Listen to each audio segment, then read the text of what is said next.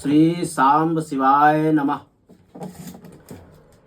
अथो षष्ठोध्याय यानी कि 16वां अध्याय। आज हम शिव महापुराण के अंतर्गत जो द्वितीय संहिता है रुद्र संहिता, उसका द्वितीय भाग सतीखंड, रुद्र संहिता में सतीखंड, उसका 16वां अध्याय का पाठ करेंगे। भूल त्रुटि क्षमा कीजिए, ध्यानपूर्वक सुनिए। धन्यवाद। ब्रह्मा और विष्णु द्वारा शिव से विवाह के लिए प्रार्थना करना तथा उनकी इसके लिए स्वीकृति। ब्रह्मा जी बोले, भगवान विष्णु आदि देवताओं द्वारा की गई स्तुति को सुनकर सबकी उत्पत्ति करने वाले भगवान शंकर बड़े प्रसन्न हुए और जोर से हंसे। सपत्नीक ब्रह्मा जी और भगवान विष्णु को साथ आया हुआ देखकर महादेव जी ने हम लोगों से यथोचित वार्तालाप करके हमारे आगमन का कारण पूछा। रुद्र बोले, हे हरे, हे विधे, हे देवताओं और महर्षियों, आप लोग आज निर्भय होकर अपने आने का ठीक ठीक कारण बताइए। आप लोगों की स्तुति से मैं बहुत ही प्रसन्न हूँ। आप लोग किस लिए यहाँ आए हैं, कौन सा कार्य आ पड़ा है, वो सब मैं सुनना चाहता हूँ। ब्रह्मा जी बोले, हे मुने, महादेव जी के इस प्रकार पूछने पर सभी लोगों का पितामह मैं ब्रह्मा भगवान विष्णु की आज्ञा से कहने लगा, हे देवादिदेव, हे महादेव, हे करुणासागर, हे प्रभु, हम दोनों इन देवताओं और मुनियों के साथ जिस उद्देश्य से यहाँ आए हैं उसे सुनिए। हे वृषभध्वज, विशेष रूप से आपके लिए ही हम लोग यहाँ आए हैं, क्योंकि हम तीनों सहायतार्थी है, यानी कि सहायता करते हैं। सृष्टि चक्र के संचालन रूप प्रयोजन की सिद्धि के लिए एक दूसरे के सहायक है। सहार्थी को सदा परस्पर यथा योग्य सहयोग करना चाहिए, अन्यथा ये जगत टिक नहीं सकता। हे महेश्वर, कुछ ऐसे असुर उत्पन्न होंगे जो मेरे द्वारा मारे जाएंगे, कुछ भगवान विष्णु के द्वारा और कुछ आपके द्वारा वध्य होंगे। हे महाप्रभु, कुछ आपके वीर्य से उत्पन्न पुत्र द्वारा मारे जाएंगे और कुछ असुर आपकी माया के द्वारा वध को प्राप्त होंगे। आप भगवान शंकर की कृपा से देवताओं को सदा उत्तम सुख प्राप्त होगा। घोर असुरों का विनाश करके आप जगत को सदा स्वास्थ्य एवं अभय प्रदान करेंगे। आप राग द्वेष रहित, योग युक्त एवं सर्वथा दयालु है, इसीलिए हो सकता है कि आप असुरों का वध ना करें। हे ईश, जब ये आराधना करके वर प्राप्त कर लेंगे तब सृष्टि की स्थिति किस प्रकार रहेगी। इसलिए हे वृषभध्वज, उचित यही है कि आप इस सृष्टि को स्थिति के लिए सदैव असुरों का वध करते रहे। यदि सृष्टि पालन तथा संहार कर्म ना करने हो तब हमारा तथा माया का भिन्न भिन्न शरीर धारण करना सार्थक नहीं रहेगा। वास्तव में हम तीनों एक ही स्वरूप वाले हैं, किंतु कार्य के भेद से भिन्न भिन्न शरीर धारण करके स्थित है। यदि कार्य भेद ना सिद्ध हो तब तो हमारे रूप भेद का कोई प्रयोजन नहीं है। परमात्मा महेश्वर एक होते हुए भी अपनी माया के कारण ही तीन रूपों में विभक्त है। वे प्रभु अपनी लीला से स्वतंत्र है। श्री हरि उनके वामांग से उत्पन्न हुए हैं, मैं ब्रह्मा उनके दाहिने अंग से उत्पन्न हुआ हूँ और आप उन सदाशिव के हृदय से उत्पन्न हुए हैं। अतः आप ही शिव जी के पूर्ण रूप है। हे प्रभु, इस प्रकार भिन्न स्वरूप वाले हम तीनों रूपों में प्रकट है आज, और जो वस्तुतः उन शिव के पुत्र ही है। हे सनातन, इस यथार्थ तत्व को आप हृदय से अनुभव कीजिए। हे प्रभु, मैं और भगवान विष्णु आपके आदेश से प्रसन्नता पूर्वक लोक की सृष्टि और पालन का कार्य कर रहे हैं तथा कार्य कारणवश सपत्नीक भी हो गए हैं। अतः आप भी विश्व हित के लिए तथा देवताओं के सुख के लिए एक परम सुंदरी स्त्री को पत्नी के रूप में ग्रहण करें। हे महेश्वर, एक और बात सुनिए। मुझे पहले के वृत्तांत का स्मरण हो आया है, जिसे पूर्व काल में आपने ही शिव स्वरूप से हमारे सामने कहा था। हे ब्राह्मणों, मेरा ऐसा उत्तम रूप आपके अंग से प्रकट होगा, जो लोक में रुद्र नाम से प्रसिद्ध होगा।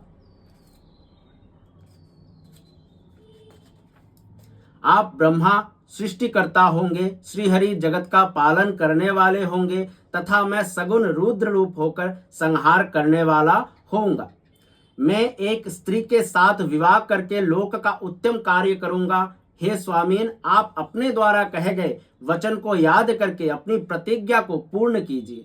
हे स्वामीन, आपका आदेश है कि मैं सृष्टि करूं, श्रीहरि पालन करे और आप स्वयं संहार के हेतु बनकर प्रकट हो।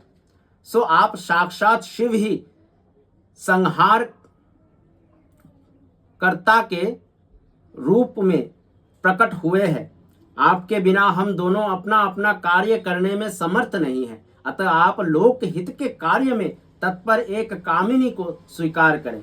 हे शंभु, जैसे लक्ष्मी भगवान विष्णु की और सावित्री मेरी सहधर्मिणी है, उसी प्रकार आप इस समय अपनी सहचरी कन्या कांता को ग्रहण करें।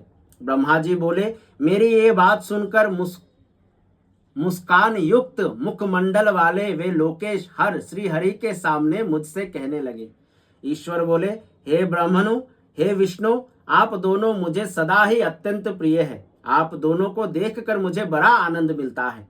आप लोग समस्त देवताओं में श्रेष्ठ और त्रिलोक के स्वामी हैं। लोक हित के कार्य में मन लगाए रहने वाले आप दोनों का वचन अत्यंत गौरवपूर्ण है। किंतु हे सूर श्रेष्ठगण, सदा तपस्या में संलग्न रहकर संसार से विरत रहने वाले और योगी के रूप में प्रसिद्ध मेरे लिए विवाह करना उचित नहीं है। जो निवृत्ति के सुंदर मार्ग पर स्थित अपनी आत्मा में ही रमन करने वाला निरंजन अवधूत देह वाला ज्ञानी आत्मदर्शी कामना से शून्य विकार रहित अभोगी सदा अपवित्र और अमंगल वेशधारी है, उसे संसार में कामिनी से क्या प्रयोजन है, ये इस समय मुझे बताइए। मुझे तो सदा केवल योग में लगे रहने पर ही आनंद आता है। ज्ञानहीन पुरुष ही भोग को अधिक महत्व देता है। संसार में विवाह करना बहुत बड़ा बंधन समझना चाहिए।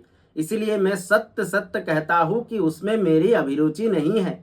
आत्मा ही अपना उत्तम अर्थ या स्वार्थ है। उसका भली भांति चिंतन करने के कारण लौकिक स्वार्थ में मेरी प्रवृत्ति नहीं होती है। तथापि आपने जगत के हित के लिए हित कर जो कुछ कहा है उसे मैं करूँगा। आपके वचन को गरिष्ठ मानकर अथवा अपनी कही हुई बात को पूर्ण करने के लिए मैं विवाह अवश्य करूँगा, क्योंकि मैं सदा अपने भक्तों के अधीन हूँ। हे हरे, हे ब्राह्मण, परंतु मैं जैसी नारी को प्रिय पत्नी के रूप में ग्रहण करूँगा और जिस शर्त के साथ करूँगा उसे सुनो। मेरा वचन सर्वथा उचित है। जो नारी मेरे तेज को विभाग पूर्वक ग्रहण करने में समर्थ हो, उस योगिनी तथा काम रूपिणी स्त्री को मेरी पत्नी बनाने के लिए बताए। जब मैं योग में तत्पर रहूं तब उसे भी योगिनी बनकर रहना होगा, और जब मैं कामासक्त हो तब उसे भी कामिनी के रूप में रहना होगा। वेद वेदता विद्वान जिन्हें अविनाशी बतलाते हैं, उन ज्योति स्वरूप सनातन शिव तत्व का मैं सदा चिंतन करता हूँ। हे ब्राह्मण, उन सदाशिव के चिंतन में जब मैं ना लगा हो तब उस कामिनी के साथ मैं समागम कर सकता हूँ। जो मेरे शिव चिंतन में विघ्न डालेगी वो दुर्भागा स्त्री मेरी भार्या ना बने। आप ब्रह्मा विष्णु और मैं तीनों ही महाभाग्यशाली ब्रह्म स्वरूप शिव जी के अंशभूत है, अतः हमारे लिए उनका नित्य चिंतन करना उचित है। हे कमलासन, उनके चिंतन के लिए मैं बिना विवाह के भी रह लूंगा, किंतु उनका चिंतन छोड़कर विवाह नहीं करूंगा। अतः आप लोग मुझे इस प्रकार की पत्नी बताइए जो सदा मेरे कर्म के अनुकूल चल सके। हे ब्राह्मण, उसमें भी मेरा एक शर्त है, उसे आप सुने। यदि उस स्त्री का मुझ पर और मेरे वचनों पर अविश्वास होगा तो मैं उसे त्याग दूंगा। ब्रह्मा जी बोले, उन रुद्र की बात सुनकर मैंने और श्री विष्णु ने मंद मुस्कान के साथ मन ही मन प्रसन्नता का अनुभव किया। फिर मैंने विनम्र होकर ये कहा, हे नाथ, हे महेश्वर, हे प्रभु, आपने जिस प्रकार की स्त्री का निर्देश किया है, वैसी ही स्त्री के विषय में आपको प्रसन्नता पूर्वक बता रहा हूं। वे उमा जगत की कार्य सिद्धि के लिए भिन्न भिन्न रूप में प्रकट हुई है। हे प्रभु, सरस्वती और लक्ष्मी ये दोनों रूप धारण करके वे पहले ही प्रकट हो चुकी है। महालक्ष्मी तो विष्णु की कांता तथा सरस्वती मेरी कांता हुई है। लोक हित का कार्य करने की इच्छा वाली वे अब हमारे लिए तीसरा रूप धारण करके प्रकट हुई है। हे प्रभु, वे शिवा सती नाम से दक्ष पुत्री के रूप में अवतीर्ण हुई है। वे ही आपकी ऐसी भार्या हो सकती है जो सदा आपके लिए हितकारिणी होंगी। हे देवेश, वे दृढ़ व्रत में स्थित होकर आपके लिए तप कर रही है। वे महातेजस्विनी सती आपको पति रूप में प्राप्त करने की इच्छुक है। हे महेश्वर, उन सती के ऊपर कृपा कीजिए, उन्हें वर प्रदान करने के लिए जाइए और वैसा वर देकर उनके साथ विवाह कीजिए। हे शंकर, भगवान विष्णु की मेरी तथा सभी देवताओं की यही इच्छा है। आप अपनी शुभ दृष्टि से हमारी इच्छा को पूर्ण कीजिए, जिससे हम इस उत्सव को आदर पूर्वक देख सके। ऐसा होने से तीनों लोकों में सुख देने वाला परम मंगल होगा और सबकी समस्त चिंताएं मिट जाएंगी, इसमें संशय नहीं है। मेरी बात पूरी होने पर अच्युत मधुसूदन लीला से रूप धारण करने वाले भक्त वत्सल्य ईशान से कहने लगे। विष्णु जी बोले, हे देवादिदेव, हे महादेव, हे करुणाकर, हे शंभु, ब्रह्मा जी ने जो कुछ भी कहा है उसे मेरे द्वारा कहा गया ही समझिए, इसमें किसी प्रकार का संदेह नहीं है। हे महेश्वर, मेरे ऊपर कृपा करके उसे कीजिए। उन सती से विवाह कर इस त्रिलोक की अपनी कृपा दृष्टि से सनाथ कीजिए। ब्रह्मा जी बोले, हे मुने, ये कहकर उत्तम बुद्धि वाले भगवान विष्णु चुप हो गए। तब भक्त वत्सल भगवान शिवजी ने हंसकर तथास्तु कहा। तत्पश्चात उनसे आज्ञा प्राप्त कर पत्नियों सहित हम दोनों मुनियों तथा देवताओं के साथ अपने अपने अभिष्ट स्थान को अत्यंत प्रसन्नता के साथ चले गए। इस प्रकार श्री शिव महापुराण के अंतर्गत द्वितीय रुद्र संहिता के द्वितीय सती खंड में विष्णु और ब्रह्मा द्वारा शिव की प्रार्थना का वर्णन नामक 16वां अध्याय पूर्ण हुआ। धन्यवाद। कल हम अथो सप्तोदशोध्याय का पाठ करेंगे, जहां भगवान शिव द्वारा सती को वर प्राप्ति और शिव का ब्रह्मा जी को दक्ष प्रजापति के पास भेजना, इस बारे में हम लोग कल पाठ करेंगे। तब तक के लिए धन्यवाद। सांब सदाशिव सांब सदाशिव सांब सदाशिव सांब सदाशिव सांब सदाशिव हर शंभु।